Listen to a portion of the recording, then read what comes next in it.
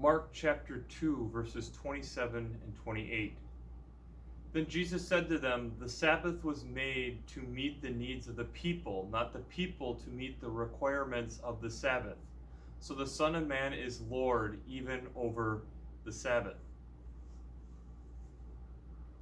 When Pastor Corey and Pastor Linnea brought up this idea of having these themed daily devotions again, and especially bringing in the idea of wisdom, it's a little bit difficult to kind of wrap your head around initially, but I'll give it a shot.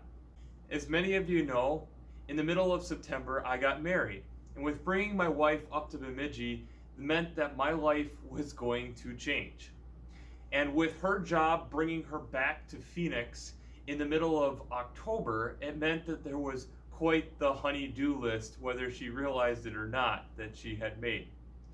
One of these simple things that was put on this honey-do list was curtains. Not blinds like these, but curtains.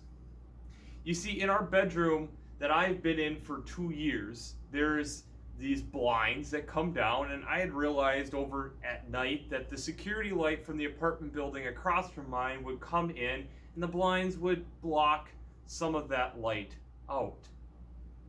And for me, it was just kind of, well, do I get a sleep mask at some point? I probably should get curtains at some point, but there are other things that are higher on the priority list, at least for me. When the wife came and said, "I want to decorate our bedroom," and one of the things that she brought up was curtains, I wondered if it was maybe time for me to actually do something about that. So in doing that, we figured out, over text message and different things, the right curtains with the right color, and I was trying to make sure, because I knew that that light source would come in, to get 100% blackout curtain. When I finally got through and got it all up and prepared in time for her to come, I got a couple nights to try it out before she arrived. And it was quite a different feeling for me. I realized that I suddenly was dreaming a lot more, and according to my Fitbit, I was actually sleeping even heavier than I was before, and I was feeling more rested in the morning. I realized that when I was pulling those curtains that the room was a lot darker, to the point where I was closing the door at night because the hallway had more light coming into the room. You see, whether my wife realized it or not, she had the wisdom to know that not only were we doing a cosmetic lift to our bedroom, but we were also doing one that we needed. We needed to have a good night's rest, and darkness is what we needed.